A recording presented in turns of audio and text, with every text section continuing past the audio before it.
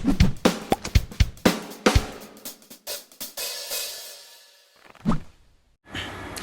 Guys, आप सभी का स्वागत है आपके YouTube channel flying shot in zone में।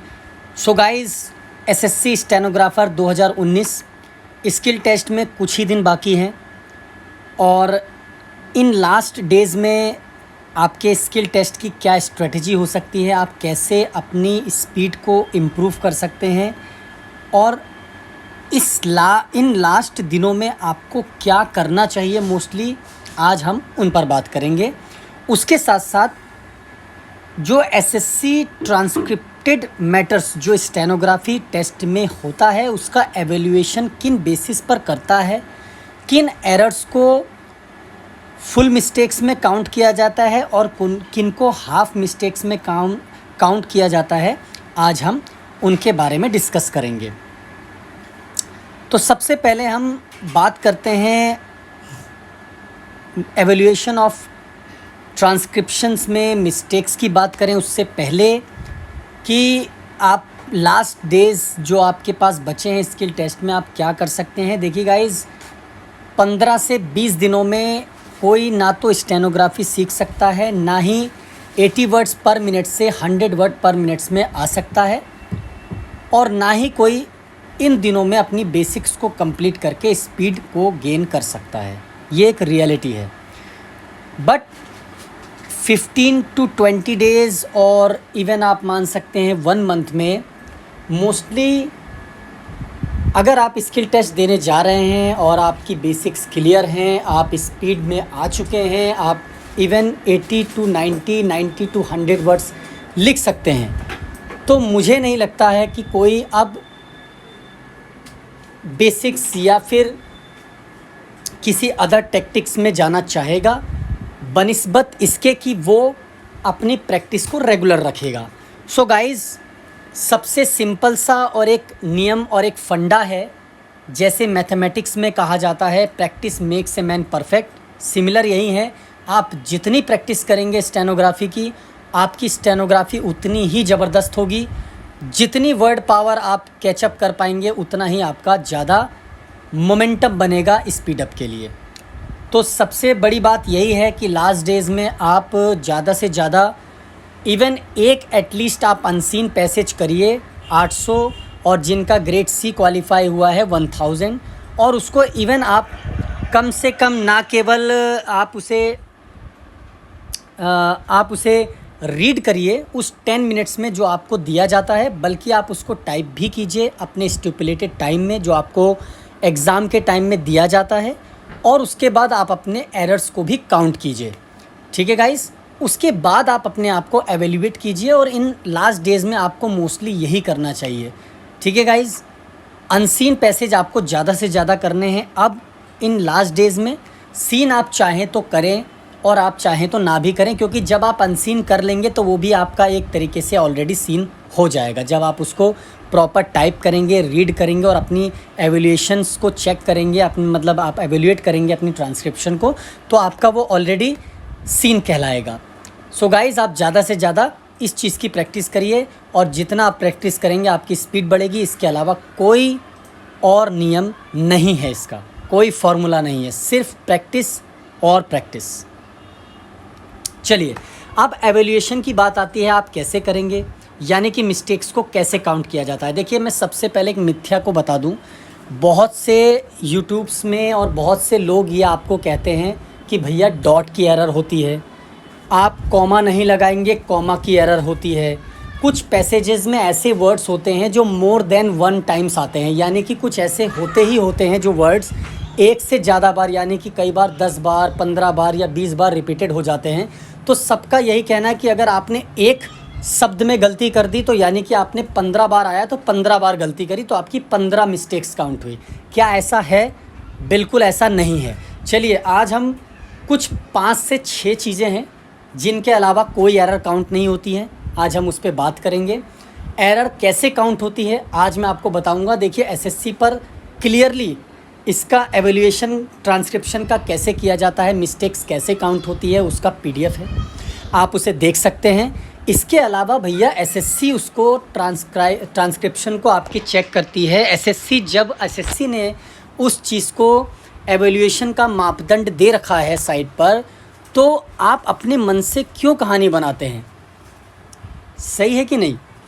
तो चलिए हम बात करते हैं फुल मिस्टेक्स की। देखिए फुल मिस्टेक्स 3 प्रकार की आमतौर पर होती है।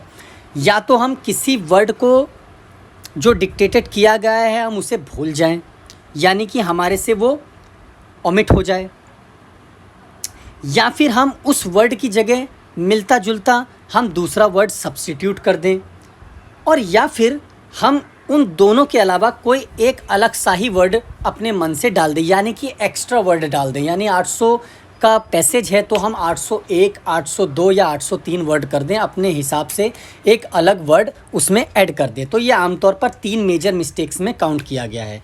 तो इन तीनों केसेस में आपकी जो मिस्टेक है वो एक काउंट होगी।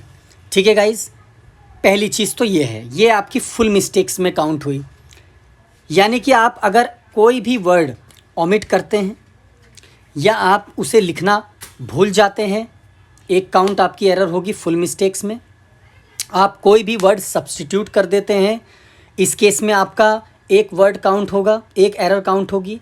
या फिर आप कोई अपने से एडिशन कर देते हैं वर्ड का, तो इसमें आपकी एक एरर काउंट होगी। चलिए इसमें एक और कन्फ्यूज़न है, वो मैं आपको क्रिएट नहीं होने दूंगा। देखिए साफ साफ इसमें लिखा है, आप फर्स्ट के बी पॉइंट में जाएंगे, उसमें क्लियरली मेंशन है कि कोई ऐसा वर्ड जो न्यूमेरिकल और वर्ड में लिखा जा सकता है, और अगर आप उसे लिखते हैं चाहे न्यूमेरिकल में या फिर वर्ड में, तो दोनों ही केस में उसे सही माना जाएगा। यानी कि जैसे आपको कोई अमाउंट बोला जाता है 20,000, तो कुछ लोग उसे वर्ड में लिखते हैं और कुछ लोग उसे न्यूमेरिकल सेंस में लिखते हैं, तो दोनों ही केस में उसे सही माना जाएगा। यानी कि उसे सब्स्टिट्यूशन के एरर में काउंट नहीं किया जाएगा, उसे सब्स्टिट्यूट नहीं माना जाएगा, क्योंकि दोनों ही केस में वो सही है। ठीक है गाइज, दैट इज़ इट, ख़त्म।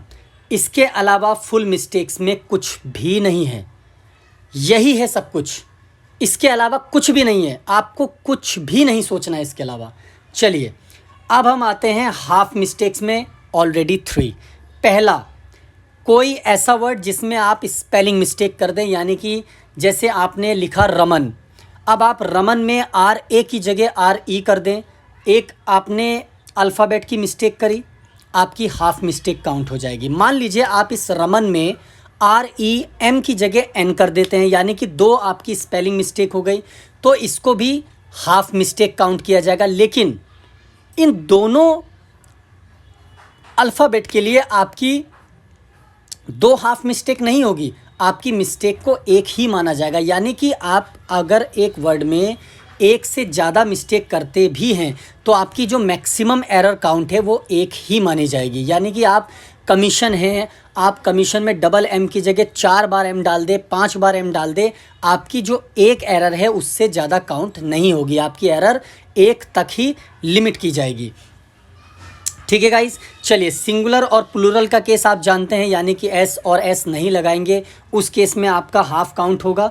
और दूसरा स्मॉल लेटर्स का, देखिए गाइस बहुत से यूट्यूबर्स और बहुत से लोगों ने, मैंने कई बार सुना, मैं खुद कोचिंग करता था तो कुछ लोगों ने ये कहा कि अगर आप डॉट नहीं लगाते हैं, यानी कि आप फुल स्टॉप नहीं लगाते हैं, आप सेंटेंस को कंप्लीट नहीं करते हैं, तो आपकी एरर काउंट होगी। गाइस डॉट कॉमा की कोई एरर नहीं होती, ये आप आँख बंद करके लिख लीजिए। ठीक है, आप लिख लीजिए इस बात को, कोई एरर नहीं होती है। एसएससी ने खुद इसमें लिखा है इस पीडीएफ में, इसकी कोई एरर नहीं होती है। एरर आपकी कब है, जब आप डॉट के बाद पहला वर्ड शुरू करते हैं, पहला सेंटेंस शुरू करते हैं, उस सेंटेंस का पहला वर्ड लिखते हैं तो वो कैपिटल होता है, तो उस कैपिटल की हाफ मिस्टेक होती है, ना कि उस डॉट की। ठीक है गाइस, आपको समझ में आया? दैट इज़ इट, इसके अलावा कुछ भी नहीं है, यही 3 एरर है जो हाफ मिस्टेक में काउंट होती। चलिए अब इसके बाद एक नोट है जो हम पढ़ते हैं, यानी कि more than 1 error in single word, यानी कि अगर आप एक वर्ड में एक से ज़्यादा एरर करते हैं तो आपकी एक मिस्टेक ही काउंट होगी मैक्सिमम। यानी कि आप कमीशन में चाहे 15 M डाल दें, ऐसा तो नहीं होगा गाइज, मैं एक जेन्युइन ह्यूमन सेंस बता रहा हूँ। मान लीजिए आपके कीबोर्ड में कोई प्रॉब्लम हो जाए और आप 15 M भी डालते हैं तो आपकी एक ही एरर काउंट होगी, ये नहीं कि आपकी 15 हाफ मिस्टेक्स होंगी, आपकी एक एरर काउंट होगी। गाइज़ मैंने अभी थोड़ी देर पहले एक एग्ज़ाम्पल दिया था जिसमें इस कमीशन के बारे में मैंने एक एग्ज़ाम्पल दिया था। तो अगर आप एक वर्ड में एक से ज़्यादा स्पेलिंग मिस्टेक करते हैं, अगर आप एक स्पेलिंग मिस्टेक करते हैं एक अल्फ़ाबेट की तो आपका हाफ़ है, अगर एक से ज़्यादा करते हैं तो एक एरर आपकी मानी जाएगी, मतलब आपका एक वर्ड गलत हो गया पूरा। चलिए, तो आपकी एक एरर है मैक्सिमम, ये आप मान के चलिए। दूसरा कि ऐसे मैंने आपको बताया कि पहले ही बता चुका हूँ कि अगर एक पैसेज है और उसमें मोर देन वन टाइम्स कोई वर्ड आता है और आप हर वर्ड में एक हाफ स्पेलिंग मिस्टेक कर देते हैं। मान लीजिए एक अल्फ़ाबेट आपने गलत कर दिया, मान लीजिए कमीशन आपका 15 बार आया आपके पैसेज में और आपने एम को 15 के 15 बार आपने सिंगल एम लिखा कमीशन में, ठीक है, आपने कमीशन में सिंगल एम लिखा, तो आपकी 15 हाफ मिस्टेक्स नहीं होगी, आपकी जो मिस्टेक्स है वो एक ही बार काउंट की जाएगी। तो यही है नोट का बी पॉइंट, उसमें सिंपली ये लिखा गया है, ठीक है गाइस। तो आपकी जो मिस्टेक्स है वो नोट का ए पॉइंट, तो नोट का जो ए पॉइंट है वो आपका यही है कि आपकी जो मिस्टेक है वो एक ही बार काउंट की जाएगी, ये नहीं कि आपकी 15 बार काउंट की जाएगी। बट हमें क्या बताया जाता है, हमारे इंस्टीट्यूट्स या बाकी यूट्यूबर्स क्या बताते हैं कि आपकी 15 काउंट होगी। नहीं भैया, आपकी सिर्फ एक ही एरर काउंट होगी गाइस, ठीक है।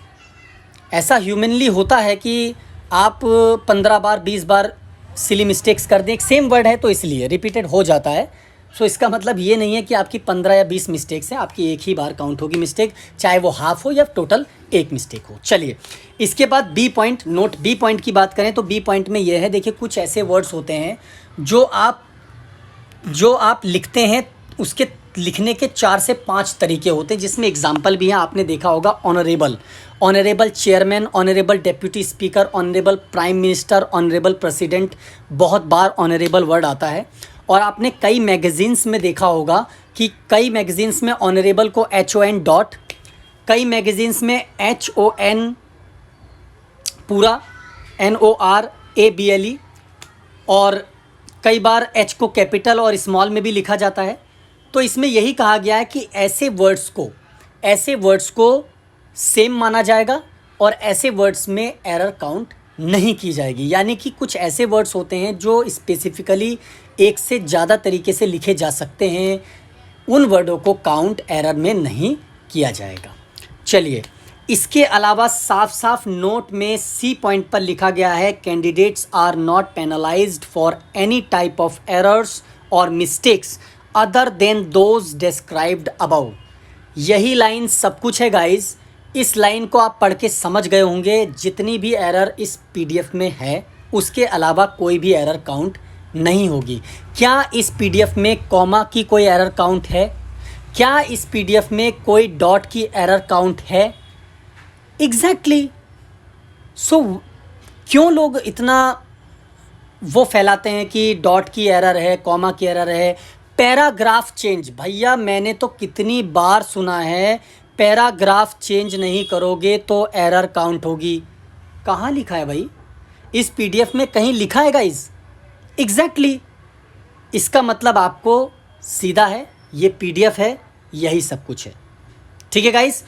सो हिंदी के लिए भी आप ये सेम फॉलो करेंगे, इसमें लिखा हुआ है, हिंदी के लिए भी आप सेम फॉलो करेंगे। सो गाइस, ये इन्फॉर्मेशन, ये वीडियो अगर आपको अच्छी लगे, आपको बिल्कुल अच्छी लगी होगी, मुझे पूरी उम्मीद है। सो लाइक और शेयर ज़रूर कर दे गाइस, और जो चैनल पे नए हैं वो चैनल को सब्सक्राइब करना ना भूलें। आपका सब्सक्रिप्शन ही मुझे मोटिवेशन देता है, और चैनल पे बने रहिए। अगली वीडियो में मिलते हैं, तब तक के लिए धन्यवाद।